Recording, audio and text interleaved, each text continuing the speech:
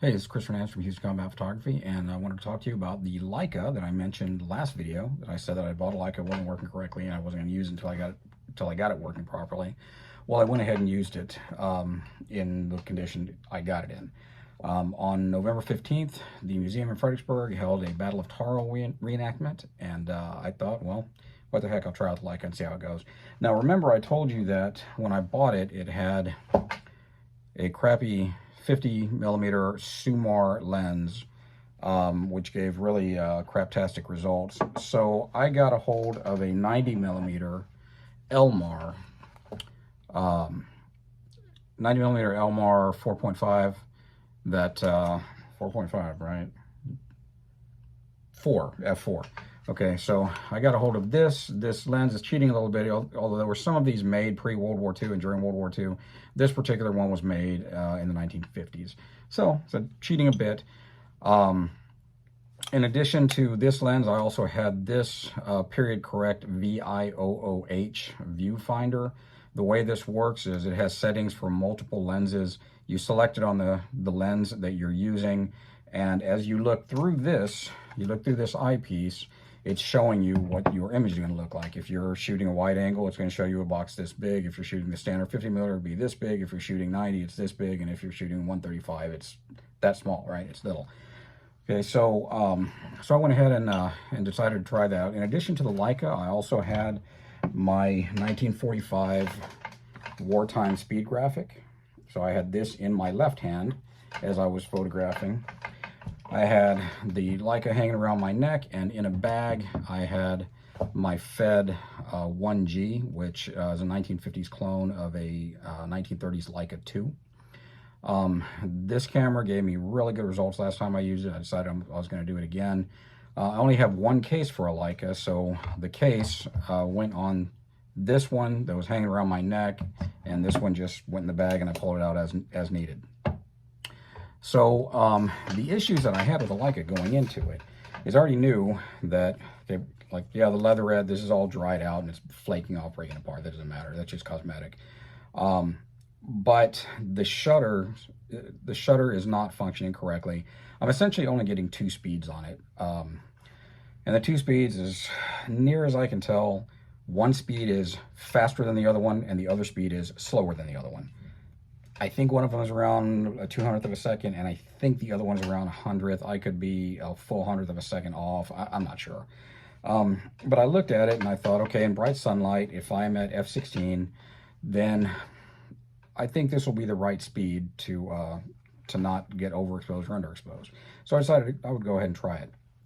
So I want to show you the picture of me with the camera the day of the reenactment, and you might notice there's tape on the lens. Okay, now the reason for that is when you're using hyperfocal distance focus, which I'm about to explain in a minute, you need to have your lens set on the correct f-stop and you have to have it focused at the right distance.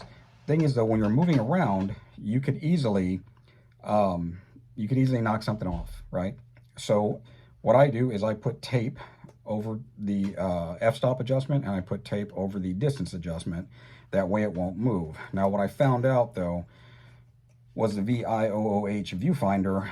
I didn't put tape on that, and at some point during the reenactment I actually moved it to the wrong lens setting. So next time I'm going to put lens on this thing too. I'm going to put tape on this thing too. Okay, now real quick, there are 3 ways to focus these cameras. There is the rangefinder, okay, looking through this itty bitty window here, and you've got, when you look through it, in the center there's a little gold patch. You'll see where there's a split image, and to get your image in focus you have to move the 2 images to where they exactly overlap. When they are perfectly overlapped, that's when you're in focus. That is very, very hard to do when you're moving around and when your subjects are moving around running all that crap. It's not practical. The other thing to do is to say, well, I know that my subject is going to be 50 feet away, so I'm just going to set it here to 50 feet, just using the distance scale on your lens. That is also extremely impractical when you are in combat, simulated combat. The other thing you can do, though, is hyperfocal distance. That's where you refer to either the digital depth of field app, something like that, or just the depth of field scale on each lens or on each camera. If it has a fixed lens, most cameras have this, and it'll tell you if you are focused at this distance and you are at f16, your depth of field is going to be from 8 feet to 20 feet. It's going to be from 10 feet to 40, whatever it is. It'll be on there. Okay, so what you do for, or what I do for these simulated combat events is I use hyperfocal distance focusing. For this one, I figured I'm going to be taking pictures of stuff that's further away. If I'm going to take pictures of something close, I'll use this.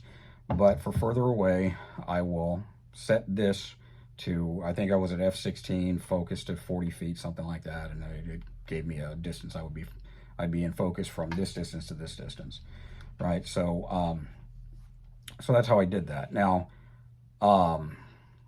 what I did find out, because I was kind of concerned, when I'm running around out there, I have the speed graphic in my left hand. It's basically taking up my entire left hand, right? I really can't do anything with this hand other than carry the camera.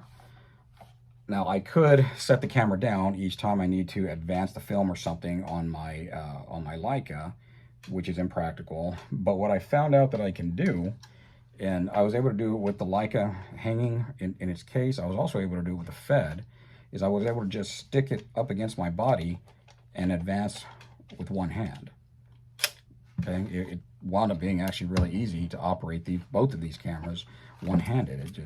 It wasn't hard at all. Oh, that's set on, whoops. Yeah, there we go. Yeah, it was very easy to operate this thing one hand. So that wasn't an issue at all. The only hiccup I had is when I was running around taking pictures. At one point during the second event we did, because we do, usually we do 2 every day, this worked its way loose and fell off in the dirt fortunately fell off as I was kneeling down, not running. So I saw it fall, picked it up, put it right back on, and kept going. Not a big deal. So here are some of the pictures from the event, and they came out extremely grainy. These are, I don't know if this, I assume this is a coated lens, but to me it kind of looks like it has that uncoated look of where you get a lot of lens flare and stuff like that. But the results I thought were pretty cool, especially this one of an Amtrak. It's simulating an Amtrak that's been hit by artillery. It's simulating Staff Sergeant William Bordelon, his Amtrak that was coming into the beach at Tarawa, got hit by artillery. Supposedly it was only he and 3 other Marines that survived out of 25. He then jumps over the side with a couple of his guys, and they proceed to, well, Bordelon especially proceeds to wreak havoc on the beach, destroying Japanese positions until eventually he was killed. He won the Medal of Honor, and it was kind of a special event for me to photograph because Bordelon graduated from Central Catholic High School in San Antonio in 1938 and joined the Marine Corps. I graduated from Central Catholic High School in 1989 and joined the Marine Corps. But I thought that picture was pretty cool. This one of, I try to do panning following a subject who's moving, and it worked on the rifle. The rifle came out in pretty good focus. The guy's a little blurry and the rest of the background really blurry, but still I thought that was pretty cool. Essentially, I was pretty happy with most of the pictures I shot. I thought I got some really good ones, and I think they look very period correct. I would say that most people, it would, might take a second look before they realize they're not real. So yeah, I'm happy with this camera. I still, obviously, I do want to get a CLA. I need to get it working at all speeds instead of just 2, which are, I don't even know what they are. But it works. It's operating. I can take it out in daylight and get good pictures. So that's good to know. Last video, I showed you the case that I got for it, and how I was going to have to spend a bunch of money to buy all the accessories and stuff that go to fill that case. Well, I've already started buying a couple. Here I've got a couple of original Leica film canisters. One of these is the IXMOO, and the other is, I think, the FILCA. Yeah, so these are, these things will last forever and completely light tight. You just have to load them with film every time you want to use them. I also got my 135mm Hector.